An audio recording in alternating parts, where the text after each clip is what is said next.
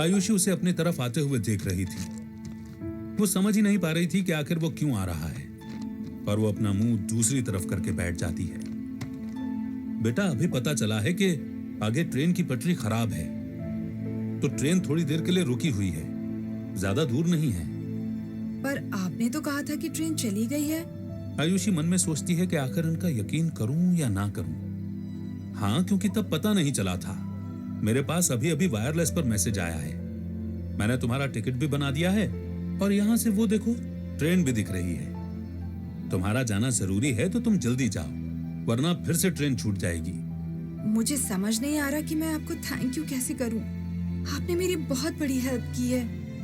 अरे बिटिया, तुम तो हमारी बेटी जैसी हो। अब जल्दी से भागो, कहीं वापस देर ना हो जाए।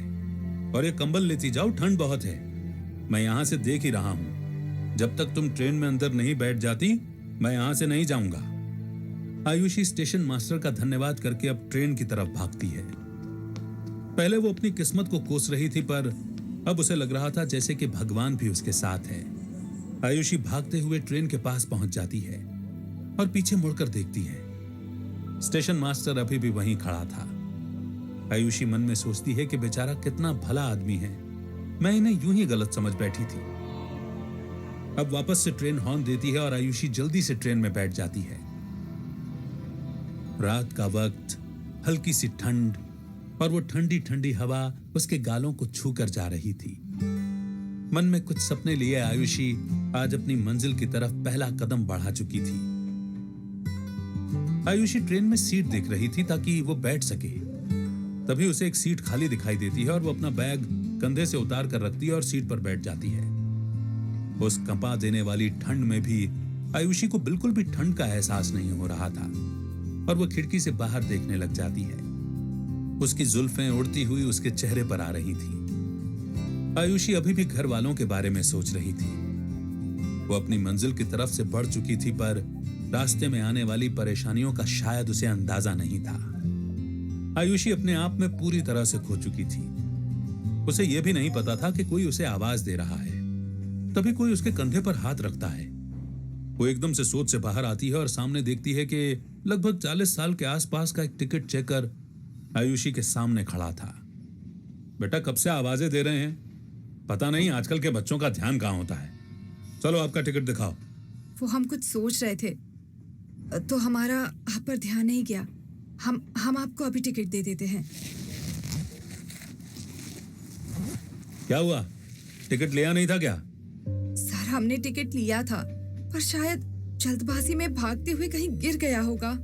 बैग में से ऐसे कैसे गिर सकता है टिकट? मैं अच्छे से जानता हूँ ये बहाने। आजकल के बच्चे टिकट लेते नहीं और बैठ जाते हैं ट्रेन में। सर, हमें जल्दबाजी में ध्यान नहीं रहा कि टिकट हाथ में था या बैग में रखा था, तो हम देखने में लग गए। हम सही कह रहे हैं, हमने टिकट लिया था। हाँ, आजकल के बच्चों को ध्यान ही कहाँ रहता है टिकट लेना है या नहीं। रोज मिलता हूँ मैं ऐसे लोगों से। अब ये बहाने बनाना बंद करो और जाना कहाँ है वो बताओ। सर, हमें दिल्ली जाना है। टिकट नहीं है तो चालान भरो, नहीं तो जेल जाना पड़ेगा। पर हम जेल क्यों जाएंगे? आखिर हमने किया क्या है? हमने टिकट तो लिया था ना। अब नहीं मिल रहा तो हम क्या करें? एक तो टिकट नहीं है, ऊपर से ऊंची आवाज में बात करती हो। अब 5000 का जुर्माना लगेगा, वरना अगले स्टेशन पर रेलवे पुलिस को दूंगा। अजीब दादागिरी है आपकी ये तो। आयुषी मन में सोचती है कि कल कॉलेज की लास्ट डेट है। अगर पुलिस के चक्कर में पड़ गए तो पता नहीं क्या होगा। हमारा घर से भागना, यहाँ तक आना सब बेकार चला जाएगा। अच्छा, हम दादागिरी करते हैं तो ठीक है, अब पुलिस ही देख लेगी आपको। हम जुर्माना भर देंगे, आप चालान बना दीजिए। आयुषी के कहते ही वो चालान बना देता है। आयुषी के पास बस 5000 रुपए ही थे, वो भी वो उस टिकट चेकर को दे देती है। अब उसके पास कुछ भी नहीं बचा था। टिकट चेकर अब वहां से जा चुका था, पर आयुषी के लिए अब एक नई मुसीबत खड़ी थी। उसके पास अब एक भी रुपया नहीं बचा था। शायद किस्मत उसके साथ खेल खेल रही थी और उसकी और ज्यादा परीक्षा लेना चाहती थी। आयुषी अब खिड़की पर सर रखकर बाहर की तरफ वापस देखने लगती है। अब तक उसने कुछ खाया नहीं था और रो रो कर उसका बुरा हाल पहले ही हो गया था। उसे अब भी अपने माँ पापा की याद आ रही थी, और ये सब सोचते हुए उसकी नींद कब लग जाती है उसे पता ही नहीं चलता। काफी टाइम के बाद ट्रेन एक धक्के के साथ रुकती है। और आयुषी की नींद भी खुल जाती है। अभी उसे कुछ साफ नहीं दिखाई दे रहा था। वो थोड़ा सा पानी अपने मुंह पर मारती है और बाहर की तरफ देखने की कोशिश करती है। चारों तरफ लाइट की चकाचौंध और बहुत सारे लोग यहां से वहां जा रहे थे, तो कोई ट्रेन पकड़ रहा था। आयुषी भी बाहर देखती है और समझ जाती है कि दिल्ली आ गया, उसकी मंजिल जहां उसे अपने सपने पूरे करने हैं। रात के 3 बजे का वक्त था। आयुषी अपने बैग को उठाती है और बाहर की तरफ चल पड़ती है, पर आयुषी के कदम कुछ देर चलते ही रुक जाते हैं।